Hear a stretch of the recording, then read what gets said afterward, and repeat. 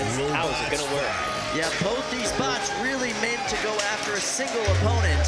Coming out fast, there are parts flying. I can't tell who that came off of. No, me neither, but there you see the Crash Fest portion of Scurry Fest getting a nice... unable to come back here. Without both robots, they are struggling.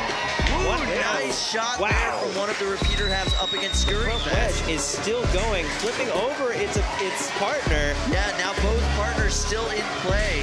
What a fight. Repeater coming back strong here.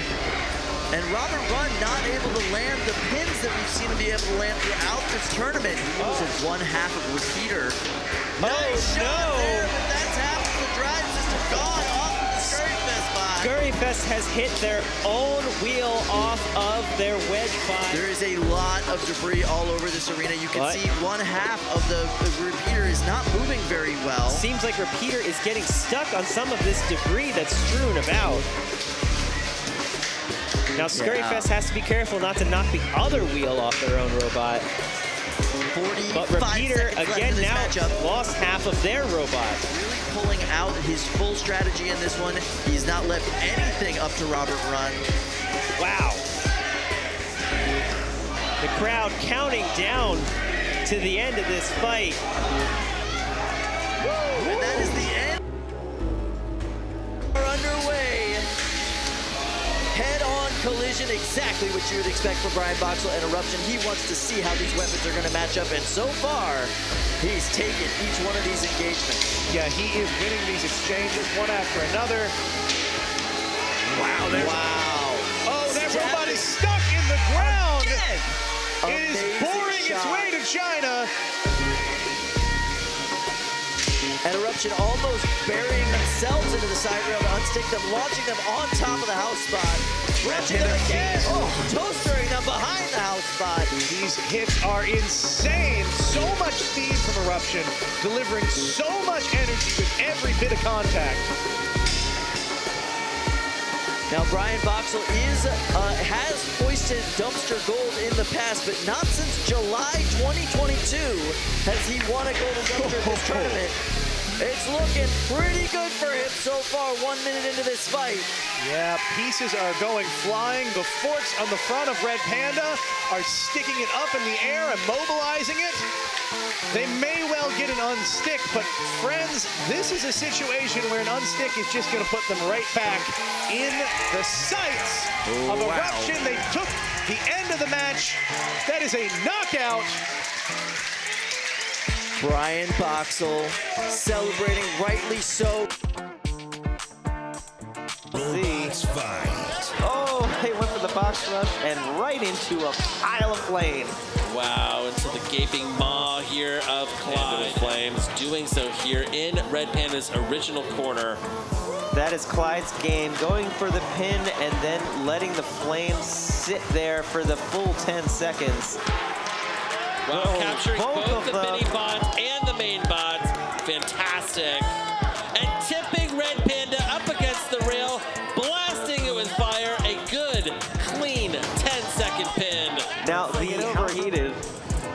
Wow, fantastic. Now, it sounds very quiet in the box. I don't think that Red Panda's weapon is running. Yes, I'm not hearing that hum of the spinner. Now that heat can do a lot of things to a robot. It can melt a belt, it can overheat a controller or a motor and initiate a thermal shutdown. Or it can fires, okay? That's, wow! Capturing all of the robots! all of them! Even its own! Incredible, 60 seconds left here. I think the heat tape is on fire on the floor there. Wow, that is a real testament to how powerful this flamethrower is. Another pin, another flame. This is Clyde's fight. Wow, and that robot is fully engaged. And a tap out is going to decide the fight. This one. Away we go. Jelly Baby immediately getting caught up by the smaller half of Warhard. That is a trap they need to be very careful of. And a couple pops there from Warhard as Jelly Baby drives them straight into the wall. this is a really entertaining development. Jelly Baby is able to... Whoa! Now that's a big hit on Jelly Baby. That may be the most effective hit we've seen all day on Jelly Baby. Jelly Baby seems to be a little bit on their heels here, unable to deal with the two robots they're fighting against. That is a backwards pin if I've ever seen one. Very effective. They are holding that. It is certainly a bit of luck involved, but they are going to take it.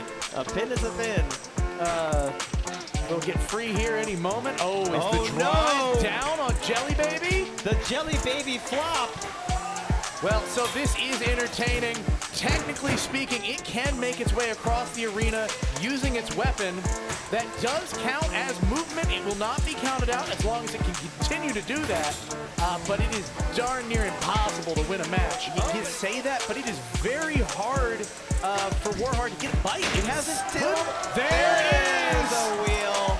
That wheel is gone. And that does not look like movement right now. No, they are pinned against the wall. They are not counted out by any means. No, but you can't get counted out here.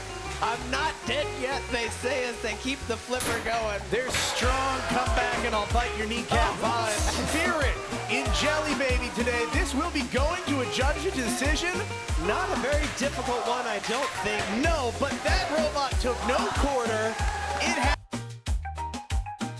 Fight, robots. the way it goes, or the way it doesn't. The weapon looks like it's going. The drive is going at least It's just stuck. It is just stuck. Knuckle sandwich getting in a couple hits here. I don't think as many as they would have wanted to get. It's just odd. Normally that arm has a lot of power behind it, able to go forward and backward, no problem. It's like it's not extending all the way forward for some reason. Wow, big hit, but it worked. It was effective. It's celebrated. Yep. I don't think Mako is in. But Mako's driving better now. It looks, again, it does look like some sort of trim issue. The servo on that arm is just not going all the way forward. Piece of the arena camera system. I don't know that it's going to work. They're still stuck. It's still stuck. Oh boy, this is not the fight anyone expected. You know, There's the larger request. part of Mako is been stuck for quite some time. Here's the request for the unstick. The flip, I suppose, but now Brad's stuck on the other mini-bot. I don't think, oh no. I don't know if it's gonna work here. Brad giving it their all. This is, oh, there it is. They're free. Oh, what? They're stuck again. Oh, this is painful. I don't know if there's something jammed in that arm or if the servo's just unable to get the signal.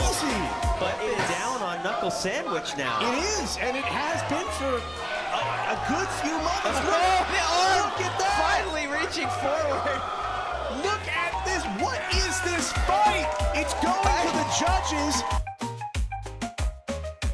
One at this stage of their career would be incredible. Yeah. That is some good fire right off the bat. Supreme Ruler, just such an effective control. The thing that's just been so remarkable here today with all of Turbo Fiend's fights are just how efficient that weapon is running. You can hear it inside of this box audio.